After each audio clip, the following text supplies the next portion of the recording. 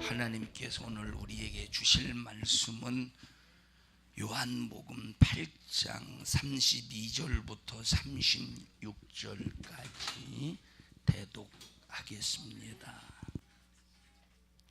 진리를 알지니 진리가 너희를 자유케 하리라. 저희가 대답하되 우리가 아브라함의 자손이라 남의 종이 된 적이 없거늘 어찌하여 우리가 자유케 되리라 하느냐. 예수께서 대답하시되 진실로 진실로 너희에게 이르노니 죄를 범하는 자마다 죄의 종이라. 종은 영원히 집에 거하지 못하되 아들은 영원히 거하나니 그러므로 아들이 너희를 자유케 하면 너희가 참으로 자유하리라. 아멘. 진리가 너희를 자유케 하리라 하는 제목으로 말씀을 나눌 때 여러분에게 하나님의 말씀이 진리가 임해서 참된 자유를 누리시기를 바랍니다. 저를 잘 쳐다보세요. 설교를 들을 때는 시선과 시선이 맞닿아야 은혜가 됩니다. 아무리 하나님의 역사가 강하게 나타나도 쳐다보지 않으면 은혜가 그만큼 비껴갑니다. 저를 잘 쳐다보시기를 바랍니다. 하나님은 전지하셔서 다 아십니다. 이거 다 알고 있는 내용이에요. 하나님은 전지하셔서 다 알고 계시고 하나님은 전지하셔서 다 보고 계십니다. 하나님의 시선은, 하나님의 눈은, 자, 우리는 겉모습만 보잖아요. 그런데 하나님은 우리의 중심까지 보셔요. 우리의 육신을 뚫고 우리 육신 속에 이 마음 중심까지 다 보시고 하나님은 관찰하시는 분이십니다. 하나님은 전지하시기 때문에 가능한, 그래서 하나님은 모든 것을 다 아십니다. 우리의 생각도 보고 계시고 우리의 마음도 보고 계십니다. 또 하나님은 전능하셔서 다 모든 것을 할 수 있는 능히 하시기 때문에 이런 전지전능하심으로 우리 인간을 볼 때 꼭 우리 인간에게 필요한 자가 누구냐? 예수 그리스도입니다. 하나님의 전지하신 시각으로 또 하나님의 전지하신 능력으로 우리 인간들을 바라볼 때 우리 인간에게 필요한 자는 누구예요? 바로 예수님이 꼭 필요한 사람들입니다. 부자도 예수가 필요하고 가난한 자도 예수가 필요하고 왕도 예수가 필요하고 거지도 예수가 필요합니다. 왜? 이 세상에 어떤 누구도 우리 멸망한 인간을 살려낼 자는 아무도 없고 누구밖에 없느냐? 예수밖에. 그래서 하나님은 친히 자기 자신이 육신을 입고 오셔서, 하나님 자신이 육신을 입고 오셔서 인간이 범한 모든 죄를 짊어지고 십자가에 피 흘려 죽으셨습니다. 우리가 이 사건은 항상 들여도 아멘 해야 돼요. 이 사건은 항상 이 들려줘도 우리 심령 속에서 덥게 감사가 올라와야 됩니다. 아이고, 어떻게 저기 예수님이 십자가에 피 흘려 죽으신 사건을 밤낮 말하나? 이거는 밤낮 말해야 되고 밤낮 들어야 되고 밤낮 소유해야 될 사건입니다. 왜? 마귀 역사는 항상 우리의 생각에, 마음에, 환경에 역사하기 때문에 그놈을 몰아내는 유일무이한 능력은 예수의 능력입니다. 그래서 예수의 사건은 항상 들어야 되고 항상 소유해야 되고 이 말씀이 들려질 때 항상 우리는 아멘 해야 됩니다. 자, 구약시대 제사장들은 날마다 서서, 여기 히브리서에 보니까 성막에서 날마다 서서 짐승의 피를 흘려서 하나님 앞에 제사했대요. 날마다.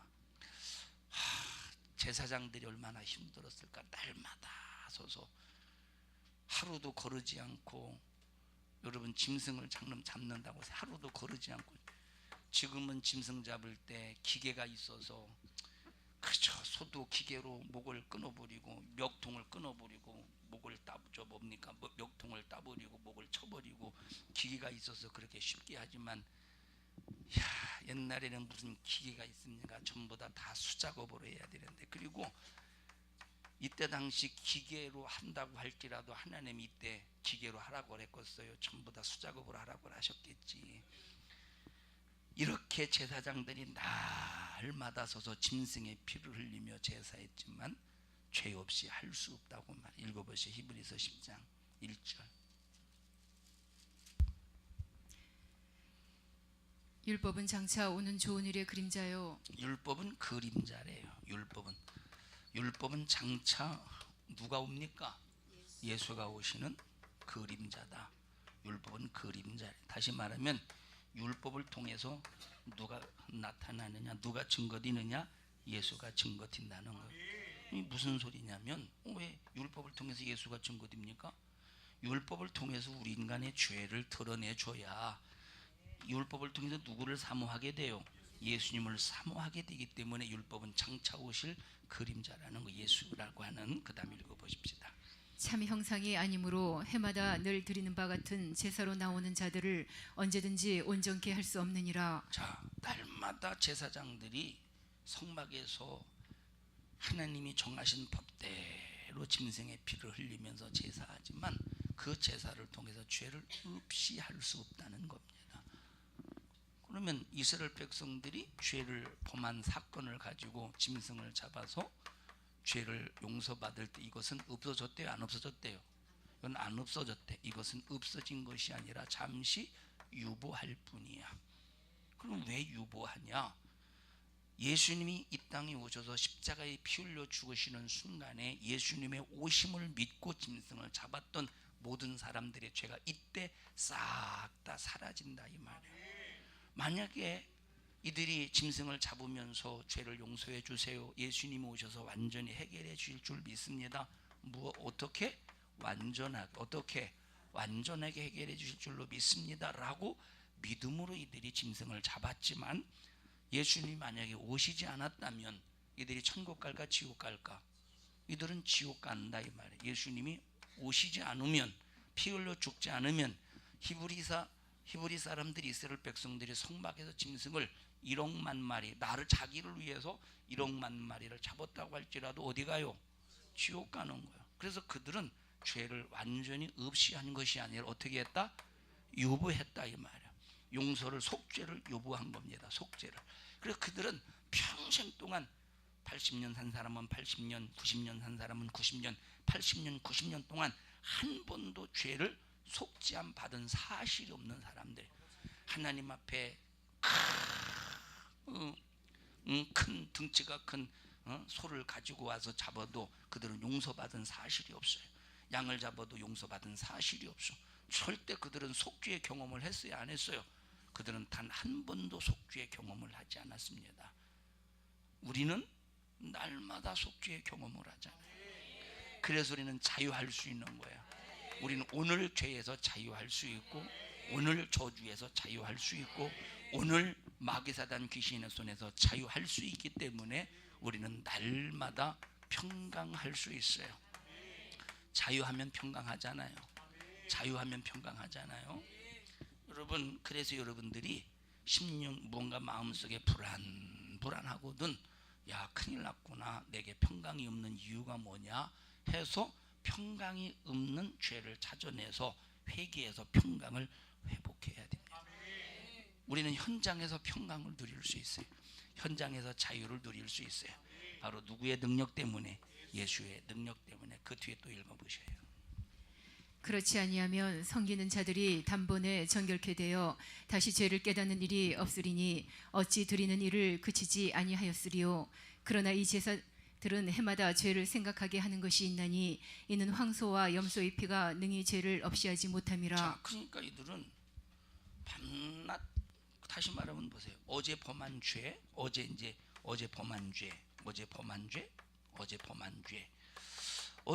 죄를 가지고 이 사람들이 짐승을 잡아서 용서했다고 해보십시다. 하나님 앞에 용서받았다고 해보세요. 하나님 앞에 회개했다고 해보세요.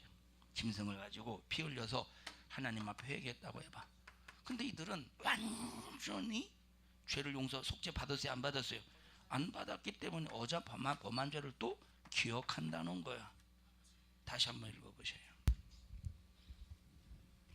그렇지 아니하면 섬기는 자들이 단번에 정결케 되어 다시 죄를 깨닫는 일이 없으리니. 다시 죄를 깨닫는 일이 없을 터인데 다시 나 어제 이죄 범했는데 이 죄 범했지 다시 그 죄를 기억할 필요가 없다는 걸 완전히 해결받았으면 그냥 날마다 기억한다는 거야. 이해하시죠?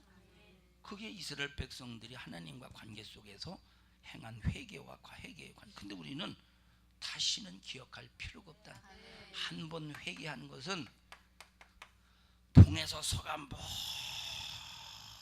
곳과 같이 아무리 고개가 360도 회전할지라도 등이 보여요, 안 보여요?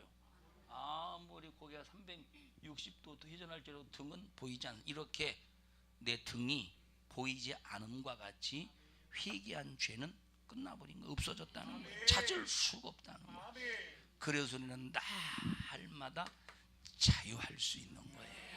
자, 이 속죄의 은총, 예수님께서 속죄의 능력을 가지고 중풍병자에게 말씀하십니다. 소자야, 안심하라.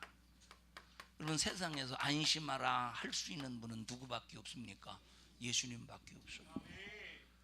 세상에서 안심하라 자신 있게 할 수 있는 분이 누구밖에 없느냐? 평강하라 할 수 있는 분이 누구밖에 없습니까? 예수님밖에 없지. 네가 죄사함을 받았느니라 네 침상을 들고 걸어가라. 여러분, 왜 안심하라고 말했을까? 여기 중풍병자에게 왜 안심하라고 말했을까요? 불안하기 때문에 안심하라고 말했겠지. 예수님은 그 지금 중풍병자의 그 마음을 보니까 그 중풍병자가 마음이 불안해 하는 거야. 불안해 하는 거예요. 불안한 이유가 두 가지야. 첫째, 자기는 지금까지 모든 수단과 방법을 다 동원해서 그 질병의 문제를 해결해 보려고 노력했지만 고쳐졌어요, 안 고쳐졌어요? 침 맞으면 된다고 해서 침도 맞아봤어. 그렇다고 그 사람 침 맞아본 거, 그때는 그 사람들이 침이 있었을까? 그건 한 의학인데, 예를 들어서 침 맞을 대로 다 맞아봤어요. 뜸도 떠봤을 거야. 예를 들어야 그때 뭐 뜸이 있었겠어요. 뜸 떠볼 대로 다 떠봤, 또 부항도 뜰 대로 다 떠봤어요. 아주 그냥 피도 짜보기도 다 아무것도. 지금 마지막 희망이 누구예요? 지금 예수밖에 없어요. 그러니까 이 중풍병자는 만약에 하나님의 아들이라는 이 예수로도 안 되면 어떻게 하나? 예수로도 안 되면 나는 그대로 누워 있어야 되지 않느냐? 이것 때문에 마음이 불안해. 첫 번째. 두 번째는 만약에 이 질병을 고치지 못한다면 나는 끝났다. 바로 이런 마음 속에서 불안하고 있을 때 예수님은 그 중풍병자의 마음을 보시고 안심하라. 소자야, 안심하라. 소자야, 안심하라. 왜 그러느냐? 진리가 왔다는 거예요. 너희 불안함을 집어치워. 너 걱정, 염려, 근심, 걱정 집어치워버려. 진리가 왔어. 너 세상의 약으로 다 해봤지, 안 되지. 수단으로 안 되지. 이제 그것이 진리가 아니라는 증거야. 이제 진리가 왔어. 안심할지니라, 평안할지니라. 여러분, 진리를 만났습니까? 진리를 만난 사람은 안심해요. 어떤 일이 있어도, 큰 문제가 있어도 안심합니다. 안심해요? 평안해요? 불안해요? 답답해요? 속 터져요? 미치겠어요? 환장하겠어요? 내 안에 진리가 있으면 어떤 문제 속에서도 안심합니다. 어떤 문제 속에서도 안심해요. 순리로 하니까 돼요, 안 돼요?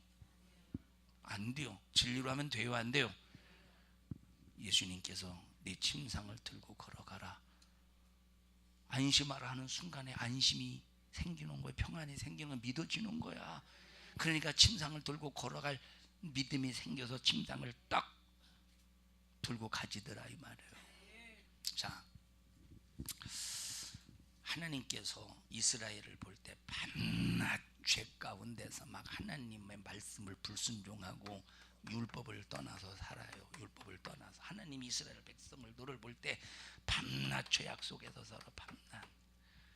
그래서 하나님께서 그 주변 국가들 있잖아요. 주변 국가, 뭐 미디안이니 블레셋이니 암몬이니 모압이니 두루니 이런 시돈이니 그런 주변 국가들 있잖아요. 그 주변 국가들 중에서 하나님께서 요 미디안이라고 하는 나라를 통해서 이스라엘 백성들을 죄값을 치르도록 했습니다.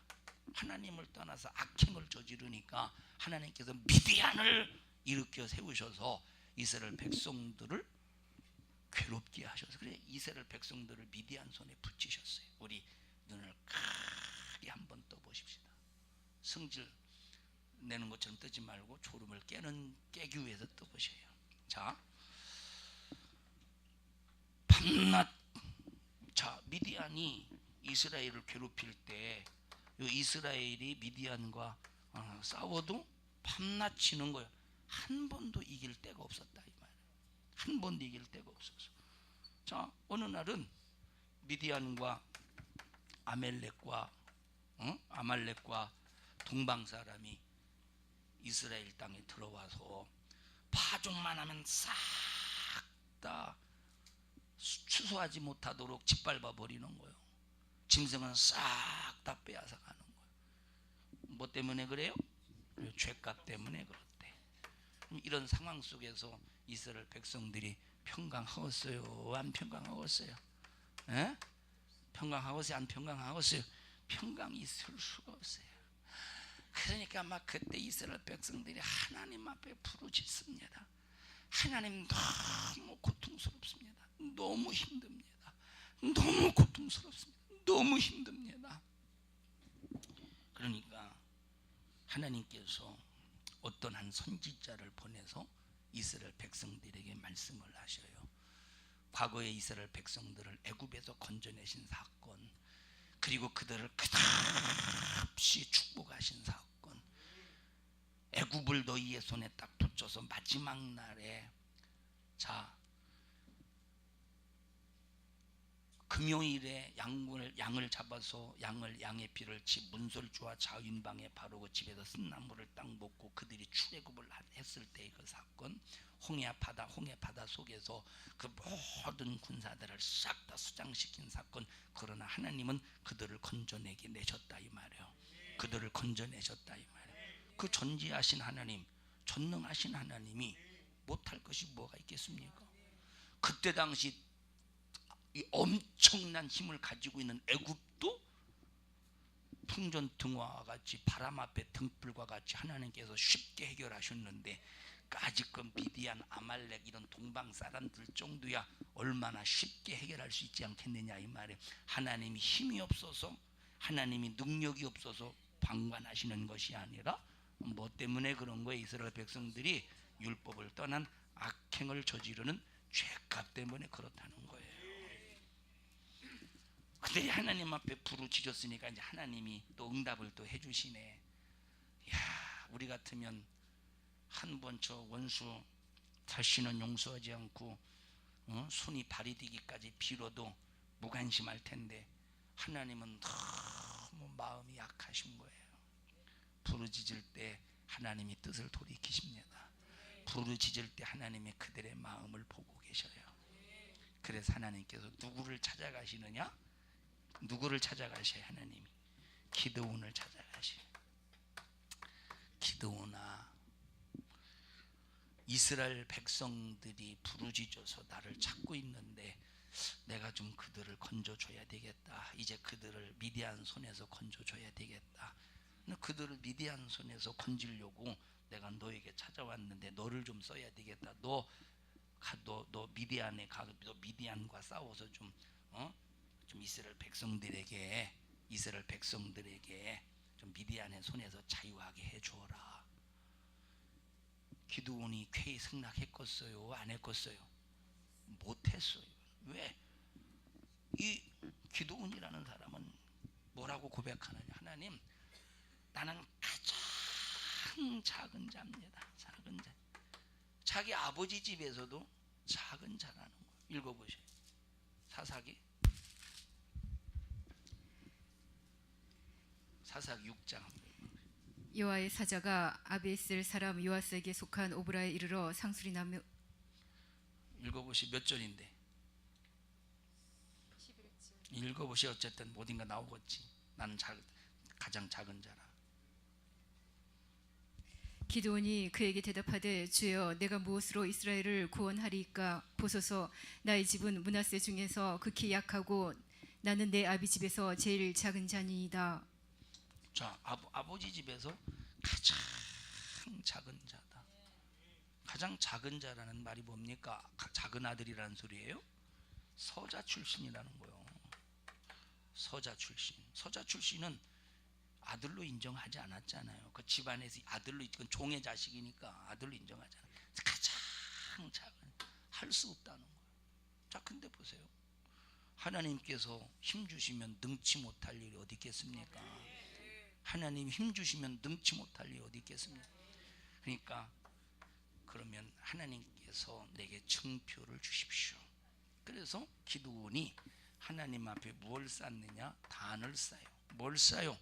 하나님 앞에 단을 쌓고, 이때 기드온이 하나님을 향해서 뭐라고 하나님을 뭐라고 불렀느냐? 여호와. 뭐라고 불렀어요? 여호와. 뭐라고 불렀어요? 여호와. 뭐라고 불렀어요? 여호와 평화, 여호와 샬롬이라 불러. 읽어보세요. 여호와 샬롬이라 하였더라. 단을 쌓고 뭐라고 불렀어요? 6장에 있어요. 6장에 그 뒤쪽에 읽어보세요. 기드온이 여호와를 위하여 거기서 단을 쌓고 이름을 기드온이 여호와를 위해서 단을 쌓고 그 이름을 뭐라고 말했어요? 여호와 샬롬이라 하였더라. 여호와 샬롬이라 하였다. 샬롬이 뭐예요? 이거 다 알죠? 평화. 너에게 평화가 있을지어다. 평강할지어다. 이게 여호와 샬롬. 하나님, 자기는 불안한 거요. 므낫세 중에서도 가장 볼품없는 자기 자신, 자기 집안에서도 가장 작은 자. 그러니 자기가 무슨 힘이 있다고 뭡니까? 미디안과 싸워서 이기겠습니까? 아무것도 할 수 없는 사람이지. 그런데 하나님 앞에 단을 쌓고 제사를 하나님 앞에 드리니 뭐가 임했어요? 평강이 임한 거예요. 야, 하나님이 함께 하시면 되는 거예요. 하나님이 함께 하시면 역사가 하나님이 함께 하시면 승리하시는구나. 평강이 임하는 거예요. 그래서 거기서 하나님 앞에 고백하는 거예요. 하나님은 내게 평강을 주셨습니다. 하나님은 나에게 평강의 하나님입니다. 여러분, 불안하죠? 답답하죠? 고통스럽죠? 괴롭죠? 정말 그럴 때 하나님 앞에 승리하는 예배를 드리셔요. 하나님 앞에 성공하는 예배를 드리셔요. 성공하는 제사를 하나님 앞에 올려 드리니까 평강이 임하니 그 입에서 평화, 하나님은 평강이 하나님이다라고 하는 고백이 나오더라 이 말이에요. 불안할 때 뭐 합니까? 여기 제단을 쌓았듯이 하나님 앞에 살아있는 예배, 신령과 진정으로 드리는 예배, 하나님 앞에 영광을 올려드리는 성공적인 예배를 드리셔요. 평강이 임하는 순간 그 문제가 떠나가는 거예요. 그 얼마나 예배가 중요하냐면 내 예수 그리스도로 모든 영육간의 문제를 해결받고 참된 평강이 임하는 절정의 시간이 예배 시간인 거예요. 예배. 그래서 예배 시간에 조는 건 참 답답한 일. 예배 시간에 목사가 그러면 목사가 조는 사람을 깨워야 되겠어요? 안 깨워야 되겠어요? 당연히 깨워야지. 예배 시간에 졸 때 목사가 깨우면 성도가 시험 들어야 되겠어요? 안 들어야 되겠어요? 당연히 들지 말아야지. 그 예배가 어떤 시간인가를 전혀 모를 때 조라도 피곤해서 조는데 왜 그러십니까? 핑계 대려고 하지 하나님과 관계가 절대 관계를 이루려고 하지 않는 거예요. 예배가 성공하면 뭐가 임합니까? 평강. 그래 여러분들이 예배 성공하고 딱 예배 끝나고 예배 성공하고 딱 끝나고 입시오. 벌써 내 속에서 말할 수 없는 기쁨, 표현해도 저 사람이 다 내 기쁨을 이해할 수 없는 엄청난 기쁨이 막 내 속에서 막 파도를 친다 이 말이에요. 예배에 성공할 때 이루어지는 역사입니다.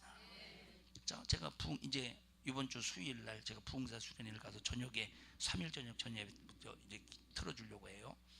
부흥회 할 때 간 거. 우리 성도들이 참 목사의 설교를 듣고 은혜를 잘 받는지 안 받는지 모르겠습니다만 부흥회 가면 거의 다 은혜를 받아요. 하나님께서 영감, 영력, 영권을 우리 교회에서 역사할 때보다 5배 정도 더 역사하셔요. 부흥회 가서는 그만큼 성령의 역사는 부흥회 가서 설교할 때 그런 역사가 나타나요. 자, 집회 다 끝나지도 않았는데 1시간 딱 했는데 돌아갈 때 얼굴을 보면 기쁨이 넘쳐요. 성공했다는 거예요. 하나님의 평강이 임했다라고 하는 증거라 이 말이에요. 예배 꼭 성공하셔요. 예배 꼭 성공하셔요. 작은 자주 기도원 작은 자라고 고백해서의 작은 자라고 할 수 없는 사람이요. 무슨 기도원이 싸움을 해봤습니까? 전쟁을 해봤습니까? 아니 갑자기 하나님께서 다짜고짜 기도원에게 오셔서 야 너 전쟁 좀 해라. 누구하고? 저 미디안하고 전쟁을. 아니 무슨 하나님 대책도 없이 이게 무슨 소리입니까? 성경에 안 나와 있지만 상황이 그렇다 이 말이에요. 야 군사 좀 모집해라. 군사를 모집했더니 몇 명 왔어?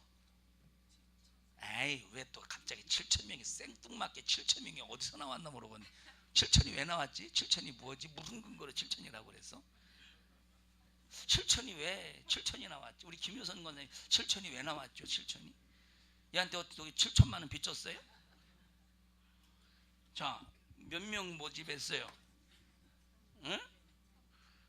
몇 명? 300명이 모집이 됐어? 몇 명 모집됐어요? 몇 명 모집됐어? 3만?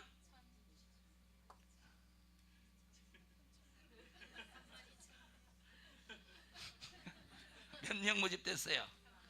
3만 2천 명이 왔네. 야 이스라엘 백성들아, 하나님이 우리를 미디안 손에 붙이신다고 그래서 지금까지 미디안 손에 우리가 들어가서 괴롭힘 당했는데 이제 하나님께서 우리를 미디안과 싸우게 하셔 승리케 하신대. 우리 그럼 싸워야 되지 않겠냐? 지금 나가서 싸울 사람 다 모여 했더니 얼마나 이 사람들이 하나님이 승리, 왜 자기들이 기도했잖아. 하나님이 승리케 해주신다고 했으니까 야 그럼 나도 가서 싸워야지, 나도 가서 싸워야지, 나도 가서 싸워야지, 나도 가서 싸워야지. 모였는데 32,000명이 모였다 이 말이에요. 어? 이걸 의증이 뜨증이라고 하는 거. 의증이 뜨증이 의증이 뜨증이 다 모여서 봤더니 몇만 명이요? 7,000명이 아니요, 3만 명이요. 몇 명이에요? 32,000명이. 의증이 뜨증이. 하나님께서 미디안에게 말씀하셔요. 야 두려운 사람, 가족이 걱정된 사람, 죽을까 봐 두려운 사람 싹 다 가라, 돌려보내라 했더니 몇 명이 갔어요? 몇 명이 갔어? 2만? 몇 명이 갔냐 혜지야? 7,000명 갔나? 몇 명이 갔느냐? 2만 2천 명이 가고 몇 명이 남았어요? 1만 명이 남았다 이 말이에요. 1만 명. 신앙생활은 두려워하는 사람은 안 된다는 거예요. 읽어보세요. 이제 너는 백성이 귀에 구하여 이르기를 누구든지 두려워서 떠는 자여든 길라산에서 떠나 돌아가라 야, 하라 하시니. 두려워 떠는 사람은 길라산에서 돌아가라는 거예요. 두려워 떠는 사람. 우리 신앙생활은 영적 생활이에요. 영적 생활. 영적 생활에 참 두려움이 있는 사람은, 세상에 얽매인 사람은 영적 생활을 할 수가 없습니다.